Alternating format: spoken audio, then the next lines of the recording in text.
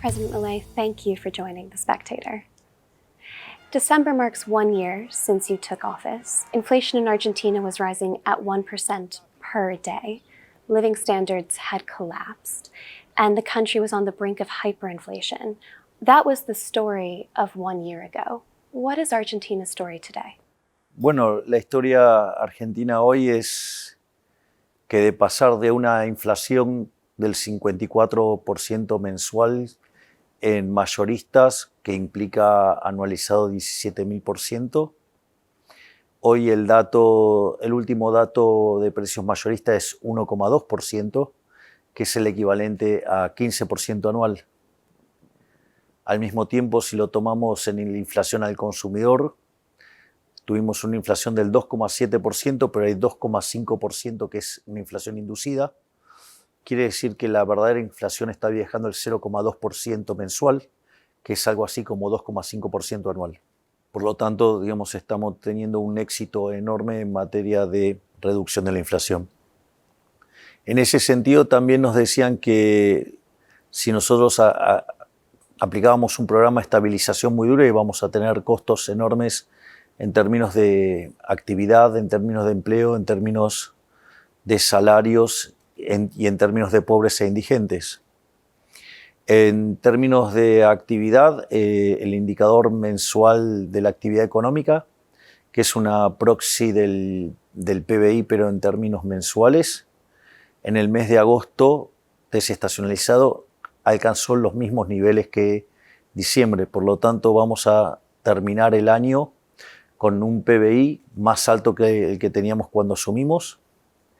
Al mismo tiempo, no ha habido una pérdida sustancial de empleos, pese a los fuertes recortes que hicimos en el sector público, ya sea echamos cerca de 50.000 empleados públicos, dimos de baja cerca de 200.000 contratos y por otra parte, hoy los salarios reales y las jubilaciones están en niveles similares a lo que había en noviembre, es decir, previo a que nosotros asumiéramos. Y como además el tipo de cambio, el precio del dólar está en los mismos niveles que cuando asumimos, en realidad un poco más bajo, eso significa que el salario promedio en Argentina pasó de $300 mensuales a $1.000 mensuales. Y por otra parte, digamos, mi nivel de imagen y el nivel de imagen del gobierno, de la gestión, están en los mismos niveles de que cuando asumimos. Por lo tanto, usted sabe que los niveles de aprobación y de imagen, el momento más alto que tiene un político es cuando inicia. Y nosotros estamos teniendo estos niveles de imágenes, digamos, pese a haber hecho el ajuste fiscal más grande de la historia de la humanidad.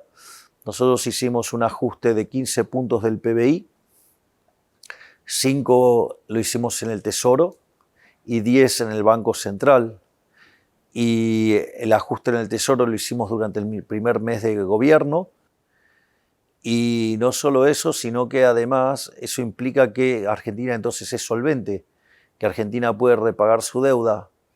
Y eso se manifestó en que el riesgo país de 3.000 puntos básicos haya caído a 720. Y yo estoy como convencido que Argentina, más temprano que tarde, llegará a ser investment grade. Ya nos elevaron la calificación a CCC. Y yo creo que vamos a poder llegar a ser investment grade porque nuestro compromiso con el ajuste fiscal es inquebrantable. Hemos tenido que tomar decisiones muy impopulares.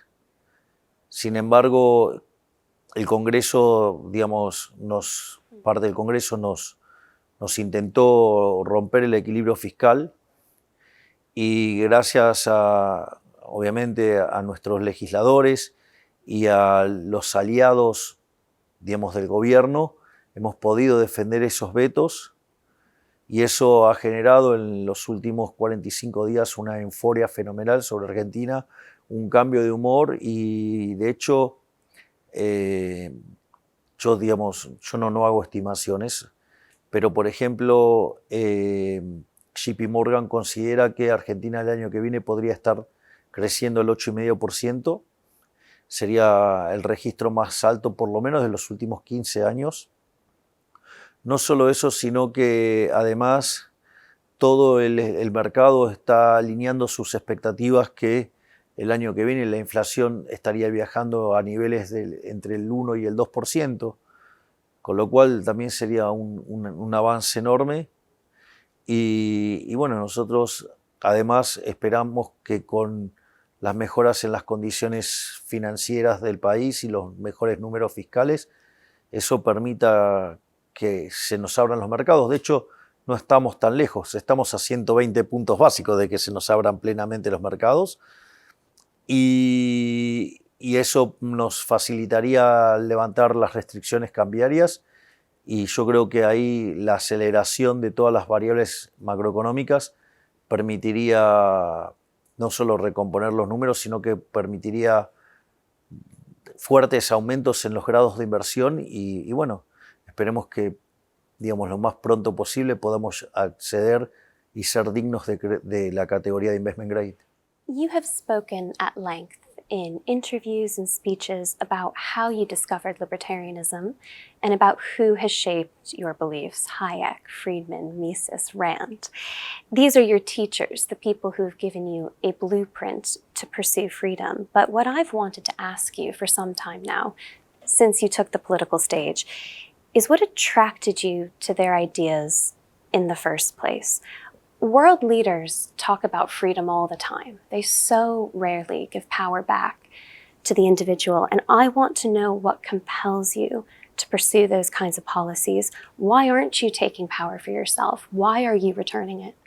Porque soy un verdadero liberal libertario. Yo sí soy liberal. Yo entiendo al Estado como una máquina opresora, destructora de derechos, destructora de la libertad. Yo entiendo a los impuestos como un robo, al Estado como una banda criminal organizada y básicamente es muy bueno el punto que levantas, Kate, porque cuando hay una entrevista que yo le doy a uno de los mejores periodistas de Argentina que se llama Alejandro Fantino, y él me pregunta justamente esta cuestión. Y una de las cosas que yo le planteo es la diferencia entre el político convencional y un outsider, como es mi caso. Y el político tradicional te pide el voto para que le des el poder a él, para que él transforme tu vida en lo que él cree que es lo mejor. Eso a Friedrich von Hayek lo espantaría, digamos, o sea, de hecho eso está bien plasmado de manera magistral en su último libro que se llama La fatal arrogancia. En cambio, ¿qué era lo que yo decía en campaña? Y lo estoy haciendo efectivamente, que yo pido el voto para devolverle el poder a la gente, para que la gente pueda ser los arquitectos de su propio futuro, donde vos puedas apropiarte del fruto de tu trabajo y pagar los costos de tus decisiones también. Y si vos te fijás, la mejor forma de ver si yo le devolví o no el poder a la gente es ver si yo achiqué o no el Estado. Y yo achiqué el tamaño del Estado en un 33%, un tercio. Es decir, le devolvimos a la gente además 15 puntos del PBI, que básicamente el Estado se lo robaba al sector privado vía emisión monetaria. El gobierno anterior se había ido con una emisión monetaria de 13 puntos del PBI, cuando la demanda de base monetaria eran 2,5 puntos.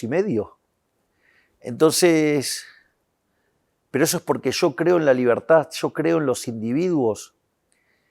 Es decir, y además, aún suponiendo que yo no creyera en los individuos, la tarea de la planificación es literalmente imposible, porque implica tener un conocimiento perfecto de las preferencias de cada uno de los individuos presentes y futuros. Digo, la única forma de poder hacer esa tarea es siendo omnisciente, omnipresente y omnipotente. O sea, omnisciente para, digamos, ser consciente de todo, omnipresente para ser consciente del pasado, del presente y del futuro, y omnipotente para hacer, digamos, todo lo que vos quieras y lo puedas hacer en cualquier momento del tiempo. Y eso, para esa definición, vos deberías ser Dios. Y si hay algo que me queda claro, es que los políticos no son Dios y que lejos de, o sea, y esto más del lado austríaco viene del lado del public choices, los políticos responden a sus propios intereses, no a los intereses de la gente. Los intereses en general, digamos, del político es tener poder, poder acumular dinero, poder tener cosas que no tendrían en condiciones normales de mercado y, digamos, y además les gusta detentar el poder y lo único que le importa es el poder y es la próxima elección y después de la próxima elección en su término de preferencia es la que le sigue. O sea, qué sé yo, en el 25º lugar quizás les preocupa en algo la gente. Entonces creo que eso tiene que ver con que yo verdaderamente soy liberal libertario. Es muy importante también esto, cómo uno define el liberalismo, ¿no? Yo suelo usar una definición de nuestro máximo prócer de la Ciudad de la Libertad, el profesor Alberto Venegas Lynch hijo, que tiene una definición muy alineada con la definición que había dado John Locke, que es el liberalismo es el respeto irrestricto del proyecto de vida del prójimo. Digo, todos adherimos a eso, digamos, sería muy difícil no adherir a eso. Basado en el principio de no agresión, algo que también todos adherimos, y en defensa del derecho a la vida, a la libertad y a la propiedad. Entonces, cuando nosotros diseñamos las políticas, más allá de que, digo, de que yo sea economista y que sea especialista en crecimiento, el eje central es un eje de índole moral. Entonces, cuando vos cobrás los impuestos es una rémora de la esclavitud. ¿Qué es la esclavitud? Digo, estamos de acuerdo que la esclavitud es un espanto. Bueno, la esclavitud es impuestos al 100%. Es decir, vos trabajás y se apropian de todo el resultado de tu trabajo. Y no solo eso, sino que además te quitan la libertad, porque eso no lo harías voluntariamente. Entonces lo hacen a punta de pistola, con lo cual además eso tiene violencia. Y si vos no respondés, te matan. Digo, bueno, por eso falla el socialismo sistemáticamente, falla el socialismo porque al no respetar el derecho de propiedad es imposible hacer cálculo económico y entonces el sistema anda a la deriva. Digo que básicamente esa es la contribución que hizo Ludwig von Mises en su libro Socialismo. Entonces, abrazar las ideas de la libertad también es un resultado no de la mera enunciación de la libertad, sino además conocer los fundamentos de que saber de qué hablamos cuando hablamos, que eso es un tema no menor. All eyes have been on Argentina since you took office, but never more so than in the past few weeks. You were the first world leader to meet with President-elect Trump. I'd like to start by asking who from Team Trump extended the formal invitation for you to go to Mar-a-Lago. Eso fue gestionado en coordinación con mi canciller. Y la verdad que ha sido una experiencia fabulosa. Me han pasado cosas que jamás me hubiera imaginado en mi vida. Y digo, yo soy un señor grande ya. Y yo, por ejemplo, miraba todas las películas de Sylvester Stallone, digamos, o sea, me vi todas las Rocky, me vi todas las Rambo, me vi, digamos, por ejemplo, Cobra, me vi Escape a la Victoria. Digamos, he sido un intenso seguidor de Stallone y que, digo, Sylvester Stallone, digamos, me reconociera, era una cosa que verdaderamente no podía creer.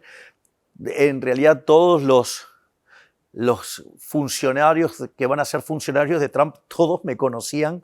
Además, tengo una relación maravillosa con verdaderamente el Edison de la era moderna, el Miguel Ángel de la era moderna, el Leonardo da Vinci de la era moderna, que es Elon Musk, que es verdaderamente una inteligencia superlativa y para nada convencional, a quien admiro enormemente. Por lo tanto, o sea, digamos, y la posibilidad también de interactuar con el presidente electo Donald Trump, digamos, quien además tuvo, no solo me dieron un lugar muy importante en esa reunión porque me permitieron exponer, sino que además tuvo palabras muy elogiosas para con mi discurso y para con las cosas que estamos haciendo en Argentina, haciendo Argentina grande nuevamente.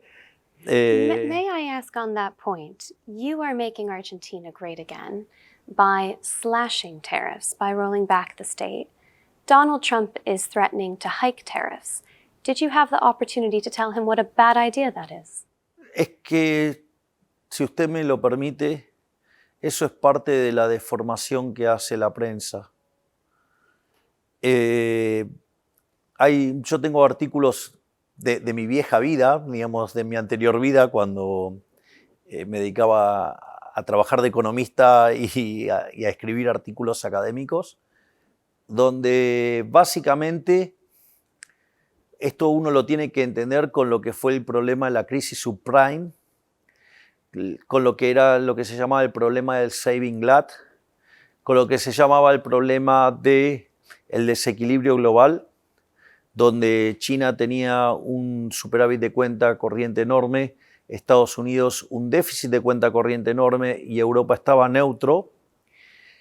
Y una de las cosas que pasaba es que Estados Unidos trabaja con tipo de cambio flexible y controla la tasa de interés.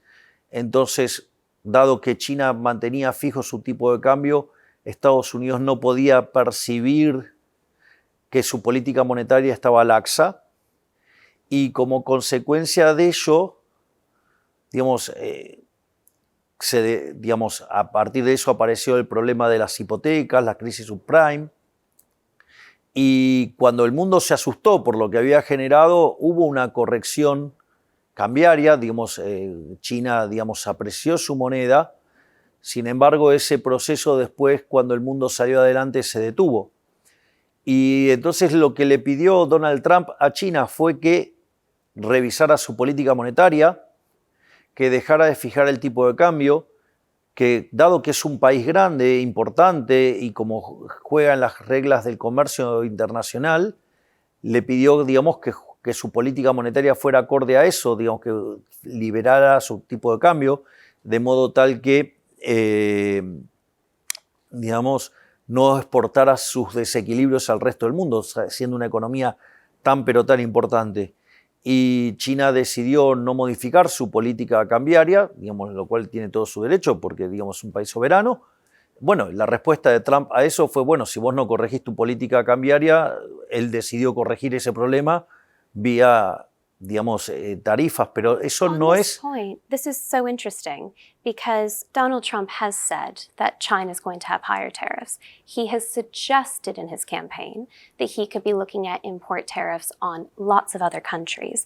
Many of his supporters say he's exaggerating, it's a negotiation, let him get on with it.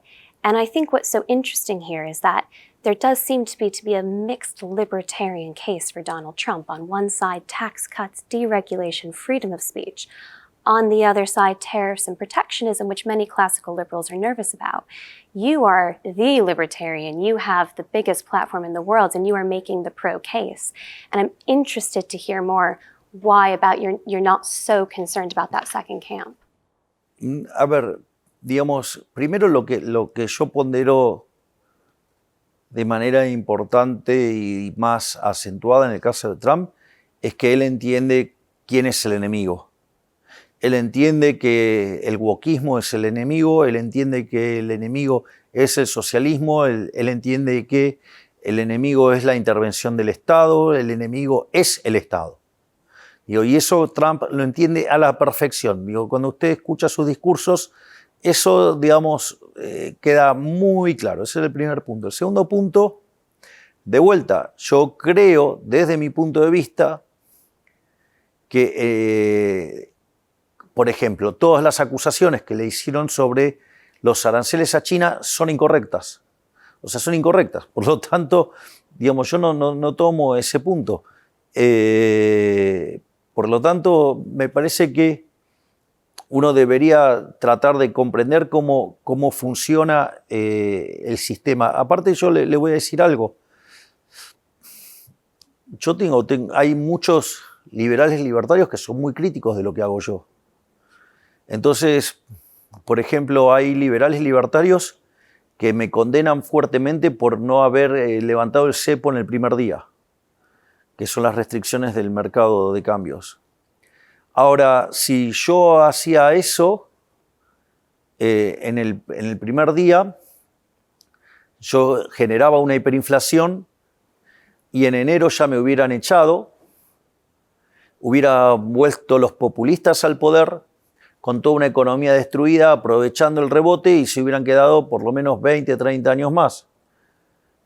Entonces yo, por ejemplo, digo, yo soy liberal libertario, pero yo no soy liberal libertarado. O sea, porque básicamente no solo miro el problema de flujos, miro el problema de stocks y además en mi proceso decisorio tengo que incluir restricciones políticas y restricciones de tiempo. Entonces, si vos liberás el cepo el primer día, mirá la situación que tenía Argentina. Tenía 4 bases monetarias venciendo a un día, o sea, con lo cual eso me hubiera llevado a quintuplicar la cantidad de dinero en un día. ¿Te imaginas que eso es un desastre? Tenía un sobrante monetario que era el doble del Rodrigazo, con lo cual tenía una presión inflacionaria subyacente por los controles de precios de 1200%.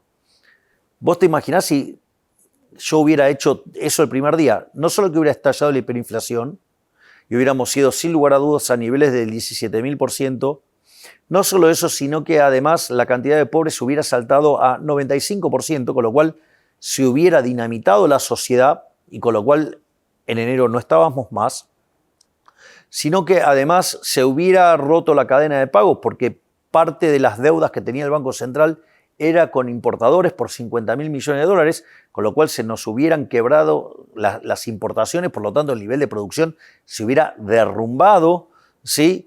Entonces, en un contexto donde hubiéramos caído en default, porque tampoco hubiéramos podido pagar los 25.000 millones de dólares de deuda con el exterior que teníamos y tampoco la deuda doméstica. Entonces, I'd like to expand on this point about debt, not just in Argentina, but around the world. As post-COVID, so many countries seem to think that we are in a new spending era.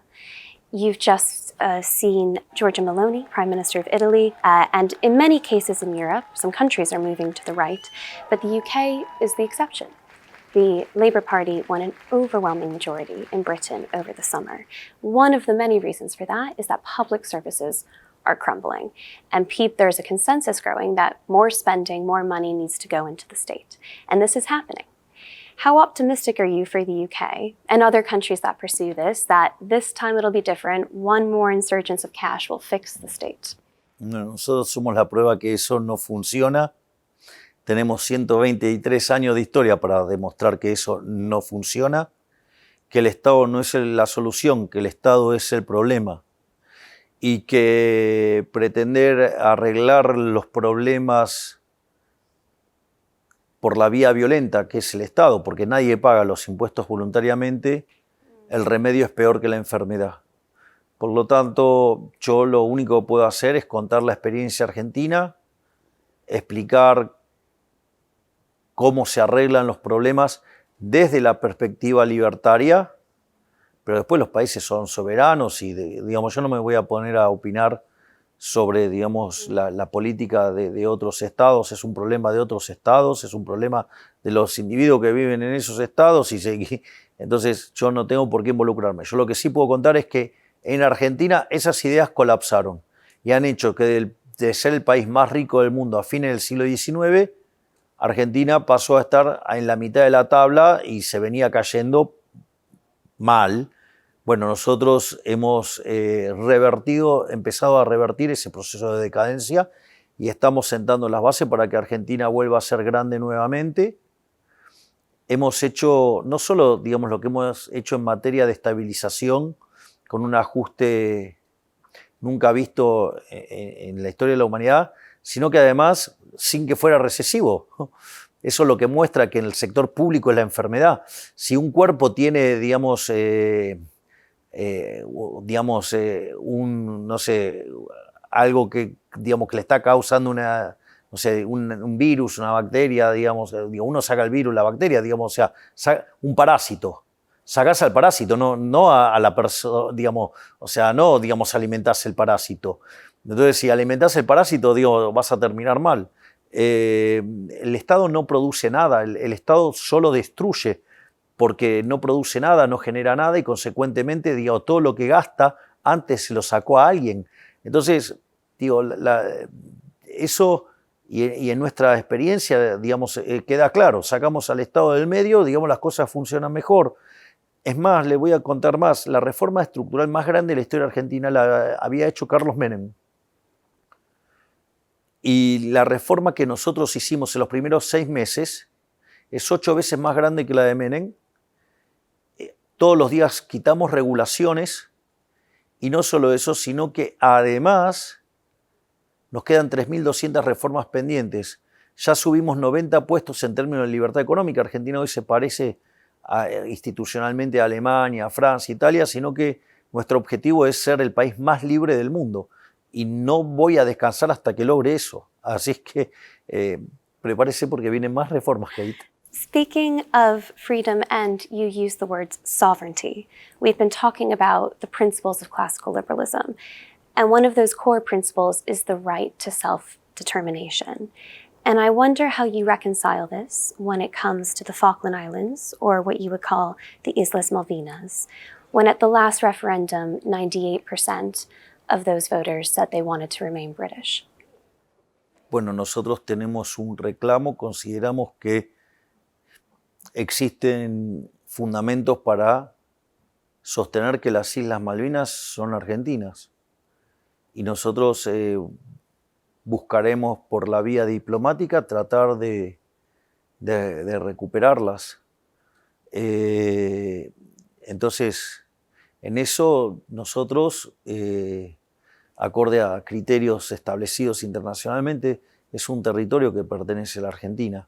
Entonces nosotros seguiremos trabajando inclaudicablemente en el plano diplomático para recuperarlas. O sea, eso es... a ver, de vuelta, yo puedo tener a mí la gente en Argentina me votó para que le arregle los determinados problemas. O sea, yo hice una propuesta de gobierno, mi propuesta de gobierno fue clara y la eligieron, pero yo entiendo que vivo en un mundo donde hay países, o sea, yo soy anarcocapitalista, pero eso es en términos filosóficos, en términos, usted lo señaló muy bien recién, pero en términos de la vida real, estoy oscilando entre un liberal clásico y un liberal minarquista. Entonces, y como parte de esa agenda donde reconozco que existen países, reconozco a la Argentina como país, que además es el país donde yo nací, además es el país donde los argentinos me eligieron para ser presidente y yo, digamos, o sea, tengo, digamos, en ese contexto reconozco, digamos, las Islas Malvinas como argentinas y por eso, digamos, voy a hacer todos los esfuerzos diplomáticos para recuperarla. Y es parte, digamos, de mi política. O sea, mi política, además yo fui muy claro con mi política, digamos, en la campaña electoral, ¿no? Porque la campaña electoral estaba muy bien definida en 3 bloques. Hay un bloque económico que era la motosierra, que era la reducción del gasto público. Usaba un dólar, que en realidad era... Very famous chainsaw. Claro, sí, la motosierra está siendo tremendamente conocida. La estamos exportando por todos lados y el afuera. Ministerio de Turismo y Deporte, afuera. Ministerio de Cultura, afuera. Ministerio de Ambiente y Desarrollo Sostenible, afuera. Ministerio de las Mujeres y Género y Diversidad, afuera. Ministerio de Obras Públicas, afuera. Aunque te resistas. Ministerio de Ciencia y Tecnología e Innovación, afuera. Ministerio de Trabajo, Empleo y Seguridad Social, afuera. Ministerio de Educación, Adoctrinamiento, afuera. Ministerio de Transporte, afuera. Ministerio de Salud, afuera. Ministerio de Desarrollo Social, afuera. Se acabó el curro de la política. ¡Viva la libertad, carajo! Pero no solo eso, digamos, en el plano monetario propusimos la competencia de monedas y eso ya está empezando a ocurrir.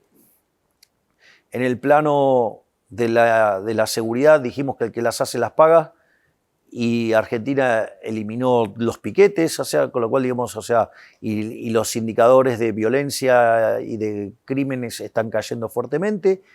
Y también fuimos muy claros y muy determinantes en nuestra política internacional en alinearnos con Estados Unidos e Israel. Por lo tanto, digo, a usted le puede gustar o no, digamos, mi propuesta. Lo que no puede decir es que no soy consecuente con la misma. Es decir, entonces, bueno, parte, digamos, de mi agenda internacional es intentar recuperar las Islas Malvinas por la vía diplomática. You have spoken glowingly in the past about philosopher Adam Smith, about former Prime Minister Margaret Thatcher, and I'm curious if there are other parts of British culture, or perhaps you'd like to expand on those two people, that you resonate with and that inspire you. Los Rolling Stones. Sí, amo a los Rolling Stones, amo a los Rolling Stones, amo. Es más, hace unos días vino el ex primer ministro Boris Johnson, que tuvimos una muy hermosa charla, digamos, de la cual yo aprendí mucho de algunas experiencias que él me contó. Fue una charla muy gratificante. Y también, digamos, manteníamos un excelente nivel de diálogo con Cameron, que también me parece una persona brillante. Y con los dos he hablado acerca de Mick Jagger y que yo quería conocer a Mick Jagger.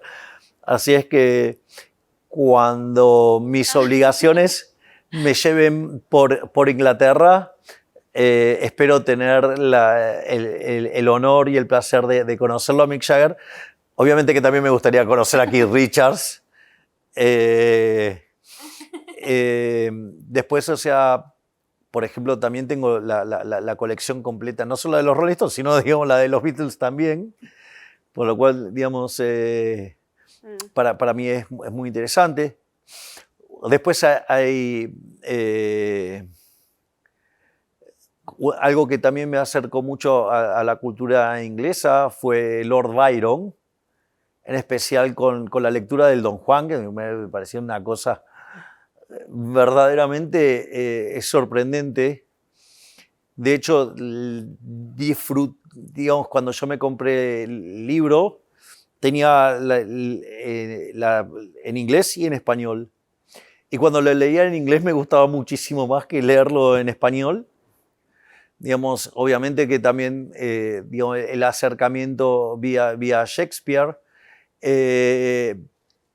Así es que hay muchísimas cosas que me generan un gran atractivo, digamos, del caso inglés.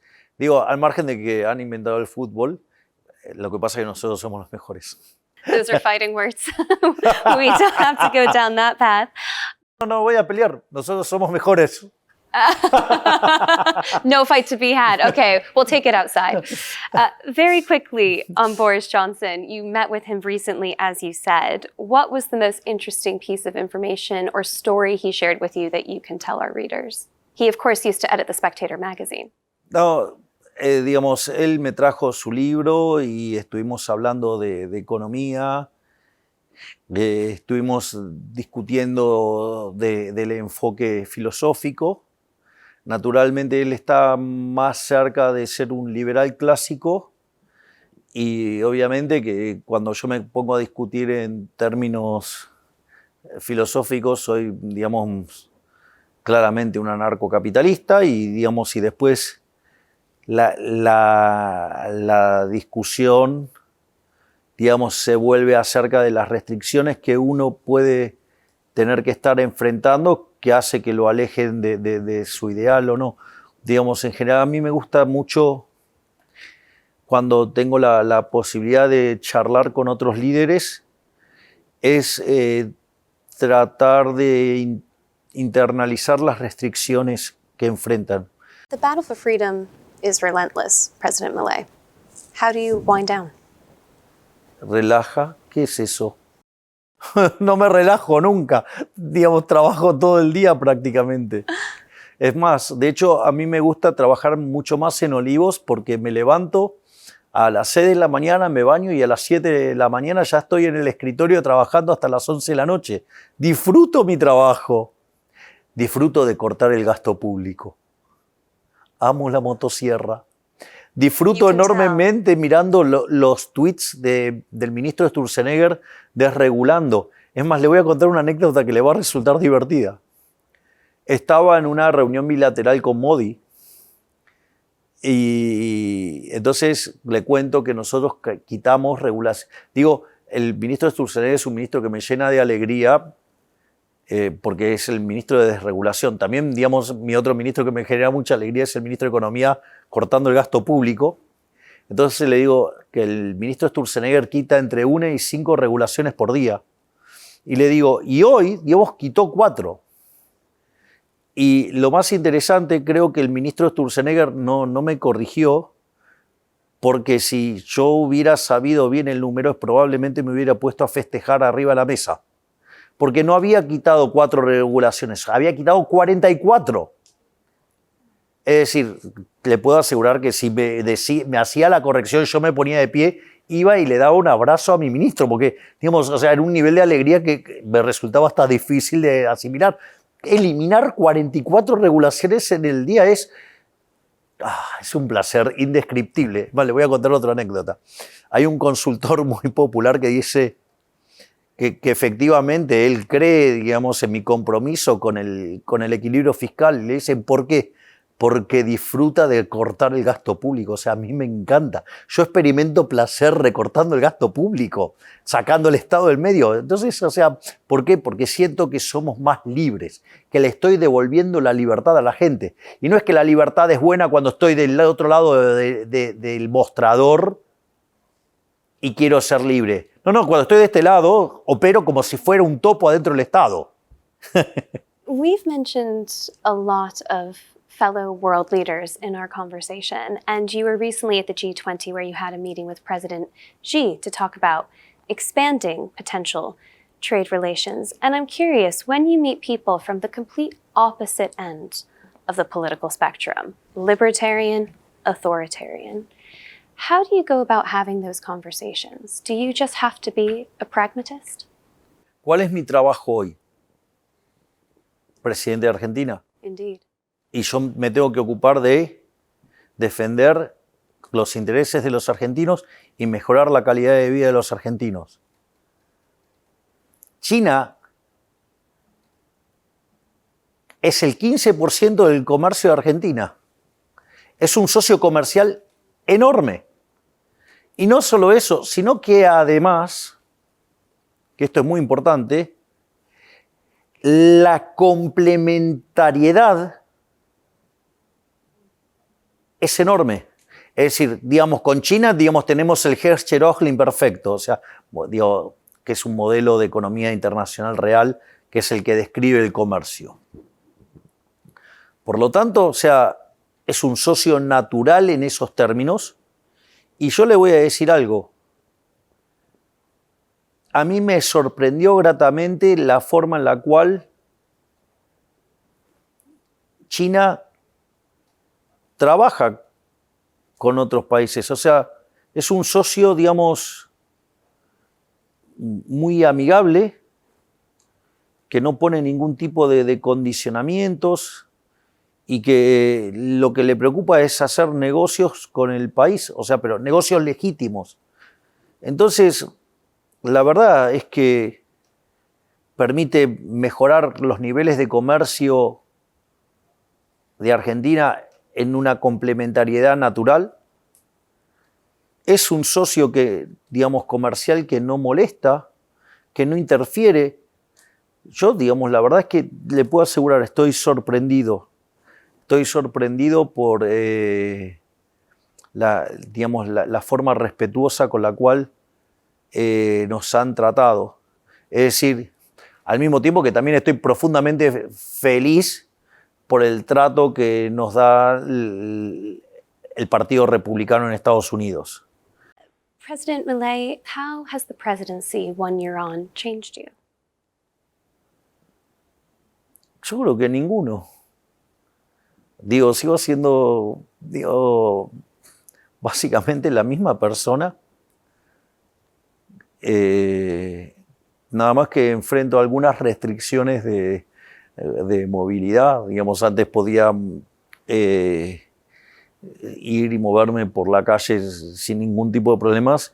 Bueno, ahora salgo con seguridad porque, digamos, o sea, porque mi responsabilidad y el protocolo exige eso. Entonces, eso es lo único que ha cambiado. Digo, cualquiera de las personas que me conocen saben que soy exactamente, digamos, en esencia el mismo. Después están las evoluciones propias de la persona. Digamos, antes leía y escribía más, ahora claramente tengo una agenda un poquitito más complicada que hace que no tenga tanto tiempo para leer,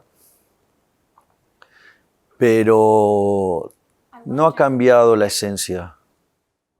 I wondered if seeing the inside of government, being at the heart of the beast, indeed made you more libertarian. Infinitamente más. Le voy a contar una anécdota que es muy divertida. Y festejo su pregunta grandemente. Un día ya había sido elegido diputado, llevaba unos meses como diputado y igual aclaro, toda mi carrera política la hice en 3 años. O sea, fui diputado y 2 años después llegué a presidente. Y ahora llevo 1 año como presidente. Entonces llevaba 2 o 3 meses como diputado y entonces me hace una entrevista un periodista y me dice, bueno, ahora que usted es diputado y que está en el Congreso y que hace esto y que hace el otro, dice, ¿qué opina usted de la política? Y yo le contesté, me equivoqué, estaba equivocado. Entonces el periodista me empezó a recriminar, me dice, bueno, ve que el Estado era importante, que los políticos no eran tan malos. No, le digo, discúlpeme, me equivoqué, me quedé corto, son muchísimo peor de lo que yo me imaginaba. President Javier Milei, thank you so much for joining The Spectator. Muchísimas gracias, Kate, por este hermoso diálogo. Gracias.